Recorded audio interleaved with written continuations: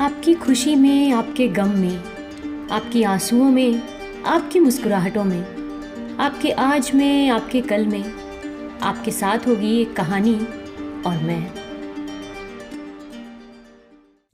नमस्कार दोस्तों, आप सभी का स्वागत है मेरे चैनल कथा सागर में। दोस्तों, आज मैं आप सब लोगों के लिए शरत चंद्र चट्टोपाध्याय जी की लिखी कहानी लकड़ सुंघवा लेकर आई हूँ। आशा करती हूँ कहानी आपको पसंद ज़रूर आएगी। साथ ही आप सबसे एक रिक्वेस्ट करूंगी कि अगर कहानी का वाचन पसंद आता है तो मेरे इस चैनल को सब्सक्राइब ज़रूर कीजिएगा। तो चलिए दोस्तों, इस छोटी सी कहानी की शुरुआत करते हैं। बिजली की तरह चारों तरफ ये समाचार फैल गया कि बलिदान पाए बिना इस बार रूप नारायण के ऊपर पुल नहीं बन सकता। 2 जीवित बच्चे पुल के नीचे गाड़ दिए हैं, अब केवल एक की कमी है। वो प्राप्त होते ही जोर शोर के साथ पुल का निर्माण कार्य आरंभ हो जाएगा। साथ ही ये समाचार भी सुनने में आया कि रेलवे कंपनी की तरफ से कुछ एजेंट बच्चा पकड़ने के लिए शहर और गांव में घूम रहे हैं। उनमें किसी की सूरत साधु की तरह तो किसी की डाकू की तरह है। विभिन्न रूप में लोग चारों तरफ फैल गए हैं। अफवाहों का प्रसार इतना बढ़ गया कि गांव के लोग समझने लगे शायद मेरे लड़के को ही पुल के नीचे बलिदान देने के लिए ना ले जाएं। हर एक परिवार में, प्रत्येक घर में इसकी जोरदार चर्चा होने लगी। सभी डरे डरे से रहने लगे। इसके ऊपर समाचार पत्रों ने और भी रंग चढ़ा दिया। कलकत्ता से आने वाले चश्मदीद गवाहों ने बयान दिया, अभी कल ही बहु बाजार में एक व्यक्ति हाथों हाथ पकड़ लिया गया। तलाशी लेने पर उसके झोले में एक बच्चा बरामद हो गया। बड़ा बाजार में भी एक बच्चे को पकड़ते समय एक आदमी गिरफ्तार हुआ। इसी तरह के विभिन्न समाचार विशेष रूप से कलकत्ता में होने वाली घटनाओं पर रंग चढ़ाकर हमारे गांव में हवा के साथ फैल गए। उसी दिन समय हमारे गांव में भी एक मजेदार घटना हो गई। सड़क के किनारे एक बगीचेदार मकान में मुखर्जी बाबू परिवार सहित रहते हैं। निसंतान होने पर भी गृहस्थी के प्रति 18 आना आसक्ति है। अलगा गुजारी करते समय उन्होंने अपने भतीजे को एक कानी कौड़ी भी नहीं दी। अब भी देना पड़ेगा, इसकी कल्पना तक नहीं करते। उधर भतीजा कभी कभी आकर अपना हक उनसे मांगता रहता था। इस पर मुखर्जी की पत्नी शोर मचाते हुए मोहल्ले वालों को इकट्ठा कर लेती थी और उलाहनेपूर्ण शब्दों में कहती, हीरू मुझे मारने आया था। इस सफेद झूठ से चिढ़कर हीरू भी कह उठता, अच्छी बात है, एक दिन मारकर ही अपना हक वसूल करूंगा। इसी तरह दिन गुजरते चले गए। उस दिन इस घटना ने भयावह रूप धारण कर लिया। हीरू ने आंगन में आकर कहा, चाचा, आज आखिरी बार चेतावनी दे रहा हूं, मेरा हिस्सा मुझे दे दो। मेरे पास तेरा कुछ नहीं है। नहीं है? नहीं, मैं लेकर रहूंगा। चाची रसोई घर से बाहर निकलकर बोल उठी, अच्छी बात है, जा अपने बाप को बुला ला। हीरू ने जवाब दिया, मेरे पिताजी स्वर्ग चले गए हैं, वो तो अब आ नहीं सकते। कहो तो जाकर तुम्हारे बाप को बुला लाऊं। अगर तुम्हारे वंश में कोई जीवित हो तो वो आकर मेरा अधिकार दे दे। उसके बाद तो दोनों ओर से जिस भाषा का प्रयोग होने लगा उसे लिखना बेकार है। जाने के पहले हीरू चेतावनी देता गया, आज ही इसका फैसला करके रहूंगा, सावधान रहना। रसोई घर से चाची बोली, जा जा, जो करते बने कर लेना। हीरू वहां से सीधे रामपुर में आया। इस गांव में अधिकतर गरीब मुसलमान रहते थे। वो मुहर्रम और ताजिया के दिनों तलवार लाठी का खेल दिखाया करते हैं। उनकी लाठियां तेल से तर और प्रत्येक गांठ में पीतल की फुलियां जड़ी रहती हैं। इधर के इलाके में ये बात प्रसिद्ध है कि आसपास के गांव में इन लोगों की तरह लाठी खेलने वाला कोई नहीं है। शायद ही ऐसा कोई काम है जिसे ये लोग न कर सकते हों। सिर्फ पुलिस के भय के कारण चुप रहते हैं। हीरू ने कहा, बड़े मियाँ, ये लो 2 रुपया, पेशगी के रूप में रख लो। एक तुम्हारे लिए, दूसरा भाई के लिए। काम पूरा हो जाने पर और पुरस्कार दूंगा। रुपए लेने के बाद हंसते हुए लतीफ मियाँ ने कहा, काम क्या है बाबूजी? एक मैं ही नहीं, इधर का सारा इलाका ये बात जानता है कि तुम दोनों बड़े अच्छे लठैत हो। अपनी लाठी के जोर से जमींदार विश्वास बाबू की संपत्ति पर अधिकार जमा लिया है। अगर तुम लोग चाहो तो क्या नहीं हो सकता। बड़े मियाँ ने आंख दबाते हुए कहा, जरा धीरे बोलिए बाबूजी, थाने के दरोगा साहब सुन लेंगे तो गजब हो जाएगा। वीरनगर के इस गांव में अपना राज है, वो तो कहो किसी ने देखा नहीं और काम सिद्ध हो गया। हीरू ने कहा, क्या कहते हो, तुम्हें कोई पहचान नहीं सका? लतीफ मियाँ ने हंसते हुए कहा, कोई कैसे पहचानेगा, सिर पर पगड़ी, गर्राट, नकली दाढ़ी मूछ बनाकर, सारे बदन में तेल सिंदूर पोतकर, हाथों में 6 फीट की लाठी लेकर गया था। इस वेश में देखते ही लोगों ने समझा कि हम दोनों सीधे यमराज के यहाँ से चले आ रहे हैं। उस समय किसी को इतना होश नहीं रहा कि हमें पहचानते। देखते ही देखते सभी न जाने किधर भाग गए।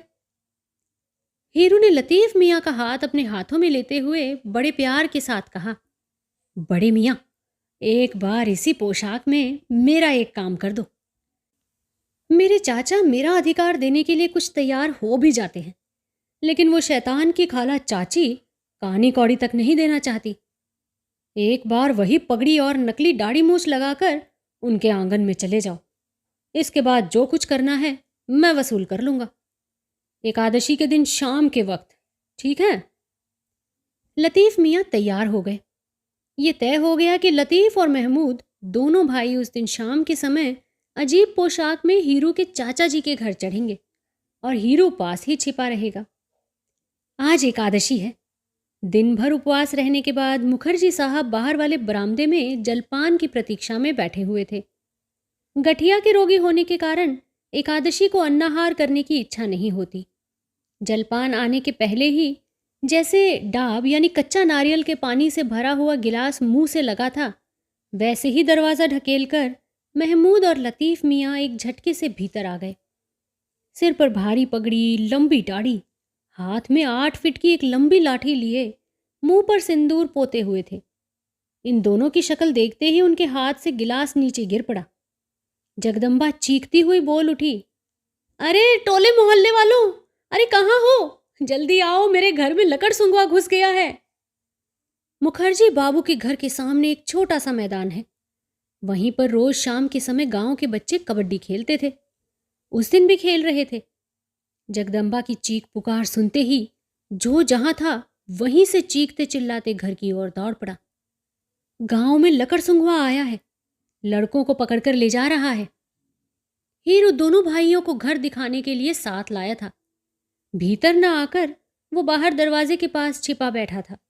वहीं से उसने दबी जबान में कहा, बड़े मियाँ, अब मत ठहरो, भागो यहां से, वरना जान के लाले पड़ जाएंगे। इतना कहकर वो 9-2-11 हो गया। और बातों से भले ही लतीफ मियाँ अनजान रहते हों, लेकिन शहर और गांव में लकड़ सुंगवा की चर्चा से अनजान नहीं थे। 1 मिनट में वो समझ गए कि अगर इस रूप में वो यहाँ पकड़ लिए गए तो खैरियत नहीं। ये सोचकर दोनों वहां से भाग खड़े हुए। लेकिन अनजाने गांव से झटपट भाग जाना कोई हंसी खेल नहीं है। तब तक चारों तरफ से गांव वालों की आवाजें आने लगी, कहाँ गया, अरे कहाँ गया, पकड़ो, मारो, अरे जाने ना पाए साला। छोटा भाई महमूद न जाने किधर गायब हो गया, पता ही नहीं चला। लेकिन लतीफ मियाँ चारों तरफ से घिर जाने के कारण पकड़ लिए गए। जान बचाने की गरज से बेचारा पास के एक तालाब में कूद पड़ा। ये देखकर लोग किनारे से उस पर चारों तरफ से ईंट पत्थर बरसाने लगे। आखिर तंग आकर उसने कहना शुरू किया, अरे मैं लकड़ सुंगवा नहीं हूं। पर कौन सुनता है। उसकी इस सफाई पर किसी का ध्यान नहीं गया। कुछ लोग तो इस सफाई को झूठ समझकर और भी नाराज हो उठे। वो और जोर जोर से ईंट पत्थर फेंकने लगे। अगर ये लकड़ सुंगवा नहीं है तो सिर पर पगड़ी क्यों पहन रखी है, इतनी लंबी दाढ़ी क्यों, और चेहरे पर इतना सिंदूर क्यों पोते हुए है। पानी में डुबकियां लगाने की वजह से उसकी पगड़ी खुल गई थी। चेहरे का सिंदूर चारों तरफ फैल गया था। तब तक कुछ व्यक्ति पानी में उतरकर उसे घसीटते हुए किनारे पर ले आए। वो बराबर चीखता ही रहा, मैं लतीफ मियाँ हूँ, लतीफ, महमूद मियाँ का भाई, लकड़ सुंगवा नहीं हूँ मैं। ठीक इसी वक्त एक आवश्यक काम के लिए मैं तालाब के किनारे वाली पगडंडी से जा रहा था। हंगामा सुनकर तालाब के पास चला आया। मुझे देखते ही जनता और भी भड़क उठी। सभी एक स्वर में कहने लगे, आज एक लकड़ सुंगवा और पकड़ लिया गया है। उनकी दशा देखकर मेरी आंखें छलछला आईं। बेचारों को लोगों ने इस कदर पीटा था कि उसके मुंह से ठीक से आवाज भी नहीं निकल रही थी। सिर्फ रह रहकर अपने हाथ ऊपर उठाकर हाथ जोड़ रहा था। मैंने पूछा, इसने किसका लड़का चुराया है? ये पता नहीं। और वो लड़का कौन है? ये भी पता नहीं। तब इसे तुम लोग क्यों मार रहे हो? किसी बुद्धिमान व्यक्ति ने उत्तर दिया, मुमकिन है लड़कों को इसने कहीं दलदल में गाड़ दिया हो। रात को निकाल कर ले जाएगा, फिर उसका पुल के नीचे बलिदान दे देगा। मैंने पूछा, क्या मृत बालक का बलिदान होता है? एक ने कहा, मृत क्यों, जीवित होगा। दलदल में गाड़ कर रखने से कहीं बच्चा जीवित रह सकता है? ये तर्क सुनते ही सभी एक बारगी चुप हो गए। अब तक ज्यादा भड़कने की वजह से उन सबका ध्यान इस तरफ गया ही नहीं था। छोड़ दो इसे, कहते हुए मैंने उस आदमी से पूछा, क्या बात है बड़े मियाँ, साफ साफ कहो। आश्वासन पाकर लतीफ ने शुरू से अब तक की सारी घटना बताई। मुखर्जी दंपति से गांव वालों की सहानुभूति नहीं थी। ये किस्सा सुनते ही सभी पश्चाताप करने लगे। मैंने कहा, बड़े मियाँ अब आप यहां से सीधे घर चले जाइए। भविष्य में भूलकर भी ऐसी गलती ना कीजिएगा। उसने नाक कान छूते हुए कहा, नहीं बाबूजी नहीं, अब भूलकर भी ऐसा काम नहीं करूंगा। लेकिन मेरा भाई कहाँ है? मैंने कहा, लतीफ मियाँ, फिलहाल तुम अपनी जान बचाकर घर चले जाओ। लतीफ बात मानकर लंगड़ाता हुआ घर की तरफ रवाना हो गया। काफी रात गुजरने के बाद उसी दिन प्रचंड कोलाहल से सारा पड़ोस जाग उठा। घोषाल के घर की नौकरानी गाय को चारा देने के लिए गौशाला में गई हुई थी। उस कमरे में कदम रखते ही एक भयंकर मूर्ति देखकर उसकी घिग्गी बंध गई। तब तक उस मूर्ति ने आगे बढ़कर उसके पैरों को कसकर पकड़ लिया। इधर नौकरानी इतना भयभीत हो उठी कि जोरों से चिल्ला उठी, दौड़ो दौड़ो दौड़ो, कहाँ हो? मुझे भूत ने पकड़ लिया है। तभी भूत ने उसके मुंह पर हाथ रखते हुए बताया, मैं भूत नहीं हूं माँ, मुझे बचा लो, मैं आदमी हूं, बड़ा एहसान मानूंगा। चिल्लाहट सुनकर घोषाल महोदय कई व्यक्तियों के साथ गौशाला में आए। अभी शाम के समय ठीक इसी तरह की मूर्ति की दशा इन लोगों ने देखी थी। फलस्वरूप महमूद मियाँ मार खाने से बच गए। लोगों को यह विश्वास हो गया कि हजरत ही लतीफ के भाई महमूद हैं, भूत नहीं। घोषाल ने उसे घर से बाहर निकालते हुए कहा, छोटे मियाँ, तुम अपने जीवन में ये घटना कभी ना भूल सको, इसीलिए यादगार के रूप में तुमसे ये लाठी मैं लिए लेता हूँ। अब अच्छी तरह मुंह हाथ धोकर सीधे घर चले जाओ। महमूद मियाँ 100 बार सलाम करने के पश्चात घर की ओर रवाना हो गए।